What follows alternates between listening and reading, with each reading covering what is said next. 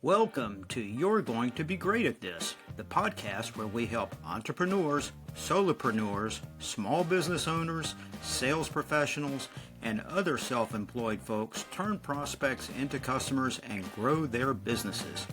We deliver practical tips and tricks with plenty of humor and dumb stories to keep things fun. I'm your host, Chris Costanis, so let's get going and make your business thrive. Hello, and welcome back to yet another episode of the You're Going to Be Great at This podcast, brought to you by Surf Financial Brokers, your friends with living benefits. And today we have a return guest who, I don't know how lucky we can be sometimes to have someone this much fun in two episodes at one time, but this is Miss Judy Hayes. And Judy is more or less a LinkedIn, I don't want to say guru, but you're a strategist and a speaker, and you've written a book, and you're all about some LinkedIn, but you're also a marketing and corporate communications expert. So thanks for coming on and honoring that legal document that we sent over for you to sign. And I'm glad you didn't have to sign it under duress or anything. How are you doing today? Well, this is my digital twin, still here. This is just Judy's avatar. This is not Judy. No, I'm doing great. It's just a fine day, Chris. Really nice to be on your show, and just enjoy talking with you. So yeah, hi everyone. We've been having a good time here, and today we're going to pick Judy's brain a little bit about using AI and LinkedIn and how LinkedIn uses AI and all that fun stuff. And tell us a little bit about where we, say we're not really, all in on LinkedIn yet, whatever, we're just starting out with LinkedIn, or even if we're just a seventh grader and we're trying to figure it out. Give us a little bit of where the AI fits in to all that. Well, it's hard to escape it. Okay, in every aspect of everything we do, we're touched by it, from Alexa to Siri to everything, right? That's all AI. As far as LinkedIn's concerned, there was a major shift in last year, like around November. And LinkedIn has spent the past year and a half training its AI on all the activity of the members on LinkedIn. And so it has built this, what they're calling 360 Brew. That's the name of it. Think of 360 as a whole, like a full circle. So what that means is essentially LinkedIn is evaluating you, okay? And it's making a decision as to whether you are visible or invisible. Okay, so let's say that you have, a dog rescue business, okay, and that's really your primary business, and you work with different entities, and you want to meet entities like that, but yet the stuff that you write about on LinkedIn, it has to do with sports and other things, and you have a lot of different other activities on your profile. When the AI that's built into LinkedIn looks at that, it's confused. It doesn't know what to do with you or where to put you.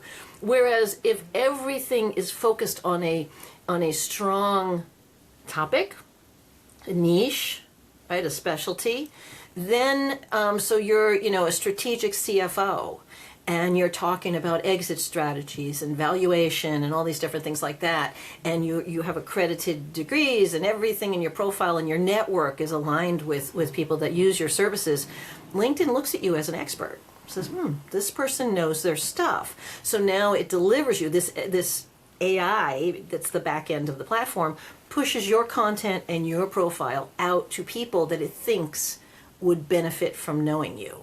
And so you'll notice this, it's very subtle, and I have to tell you that up until recently, people were using these engagement pods, which were terrible, because what it would be is like I would post something, and at 8:32, everyone goes on and says, great post, great post, great post.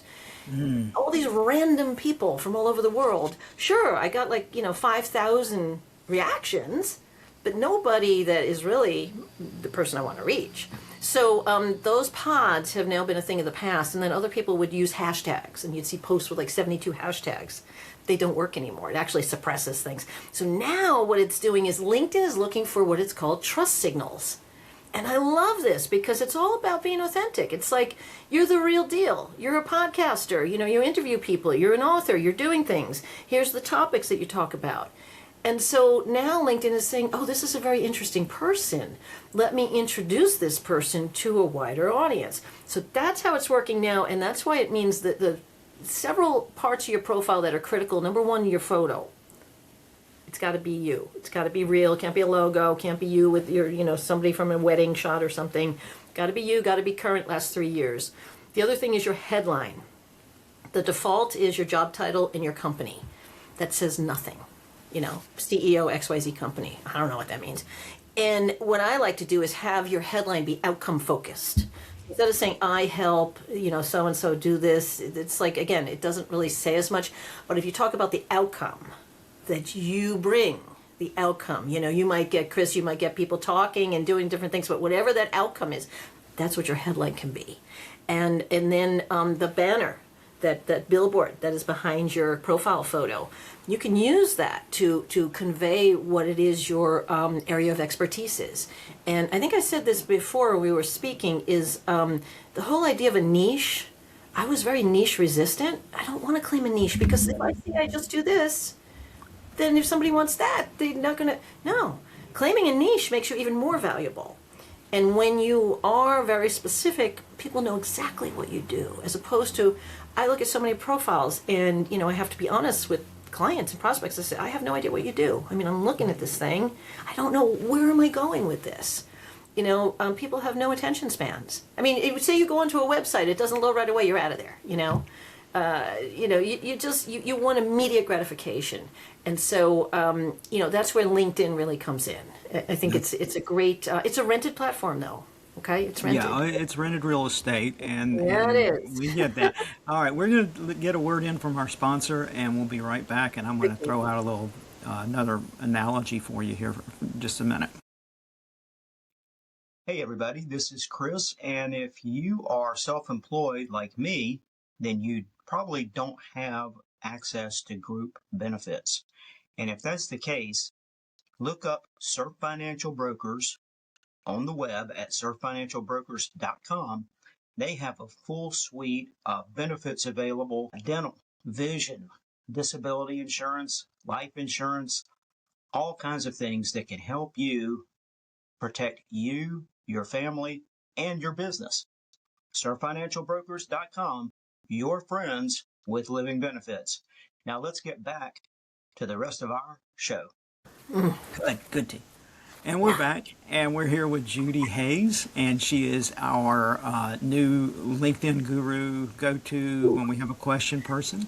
And and you were talking earlier about, you know, how the algorithm or AI or whatever they've done at LinkedIn now really wants you to narrow down and focus on your niche to help with your personal branding. And I just wanted to, I've got to throw my 2 cents worth in.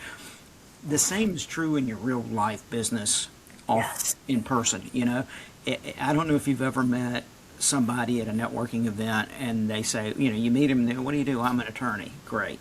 And I know that when I talk to Bob Smith, I'm going to talk to an attorney, right? But when he says, when I go, hey, Bob, now I'm selling these protein shakes on the side, you know, or now I've got this little side hustle, and it waters down your brand. And it just confuses people, you know, and people are like, okay, now is he an attorney, or is he selling protein shakes, or is he into electronic devices, or what are we doing this week, you know? And that sounds so familiar when you're saying LinkedIn kind of seems like they're getting confused when you've got too many things going on. So that makes perfect sense, you know, that if I'm going to get confused if I hear Judy Hayes, the first thing I'm going to think of is LinkedIn marketer or marketing or something to that effect. I'm not thinking protein shakes, you know. Yeah. No, it's true. It's true. Well, one thing to add to what you said, so that attorney, maybe they do trust in estates, maybe they do litigation, maybe they do immigration, maybe they do, there was a guy that I met recently, he does traffic tickets. Yeah. Talk about a specialty, you know, and then you become memorable, and then people, oh, you're a traffic ticket attorney. What is that? You know, can you really beat me out of these tickets? The red light tickets? Yeah. and you don't and some and you know and even there, you know, when you get the guy and he's the DUI and criminal defense attorney, and all of a sudden he says, and I'm doing wills also, and you're like, I don't know if I want that guy doing my will. I'd rather have the guy that's the estate planning attorney. So Yeah. niching down in person in your real life, and then also on LinkedIn, are both very important, and not watering down your brand either way, right? It's true. And the other thing about the AI getting confused on LinkedIn, anyone that started to work with any of the LLMs, ChatGPT or Gemini or Claude, if you put in a bad or a crappy prompt, pardon my French, but if you put in a poorly constructed prompt, you're going to get poorly constructed results. It's the same thing with LinkedIn. If you have a half-baked profile, LinkedIn doesn't know what to do with that. So it's probably not going to serve you to its best, other recommendations, because there's about 10 different places where you show up on LinkedIn. LinkedIn recommends you, whether you comment, whether you do things. And so, it's all of those things factored together that this, I don't know what to call it aside from AI. It's something that I guess is what powers the platform. So it's kind of like the brain behind the platform. And I think it has to do with a lot of mathematical computations, which is why I don't know much about it. But in other words, like, it'll give you more points for certain things and it'll take away points if you're missing things, right? So it's this computation of what is considered a fully optimized profile. And there's so many sections in a profile that people aren't even aware of. So that's what I have fun is working with my clients and really showing them, and I just love seeing their eyes go, wow, I didn't know I could do that. The most important thing, and I'll tell everybody here on this podcast to listen to, what I want you to do is download your network. And it comes out to about 72% on average of the teams that I train have not downloaded their network. And I'll tell you why it's important.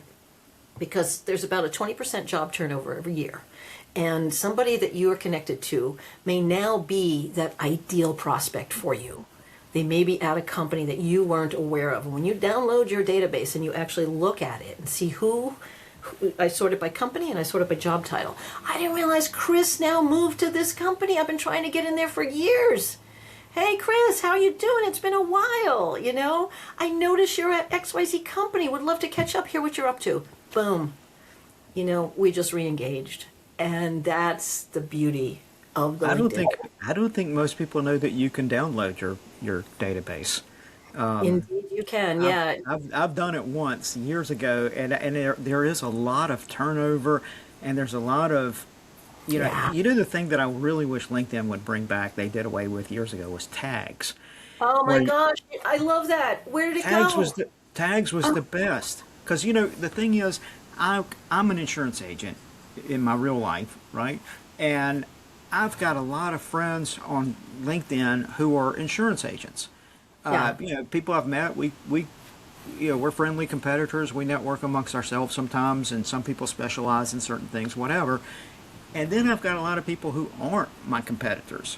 And there's times when I want to market to them or put a post out to them and just not tag my competitors.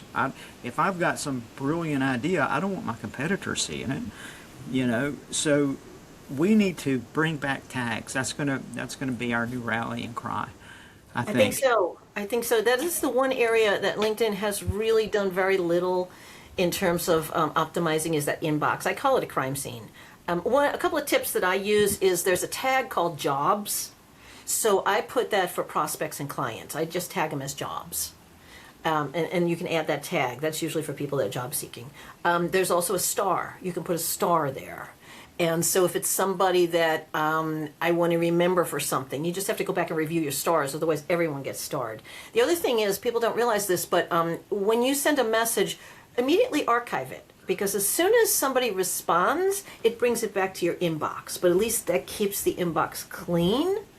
I like my email is embarrassing because I have so many emails, but my inbox and LinkedIn, I do see things there, Yeah. So those things help organize it. But I'm with you. The tags, you could also like put in a note as to where you met somebody. Remember those days? Right. I mean, you could just put like what if they were a realtor or whatever they were, and you could put things on there, and then it just went away, and so did all my hopes and dreams at that point. Yeah.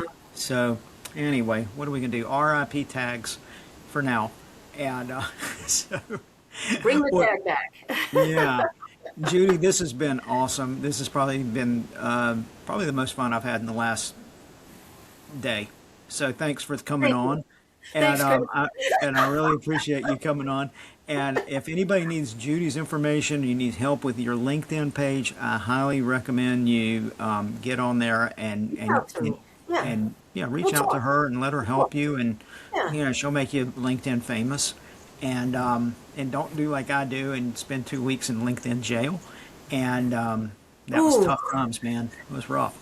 And so, but thanks for coming on. And if Absolutely. anybody needs Like your you said. information, yeah, if How's the anybody food? needs you, yeah. If anybody needs you, we'll put your information in the show notes. And if you like this podcast, leave us a good review. And if you did not, just lie and say something nice anyway, like your mother taught you to. All right. So everybody go out there, have a great week, and we'll look for you next time. Thank you. That was amazing. Be sure to hit the subscribe button so you don't miss out on more useful information to help you and your business succeed. Thanks for listening, and if you like this podcast, leave us a review. And if you really like this podcast, go to the show notes and buy me a coffee. I love coffee. Until next time, stay positive and be productive.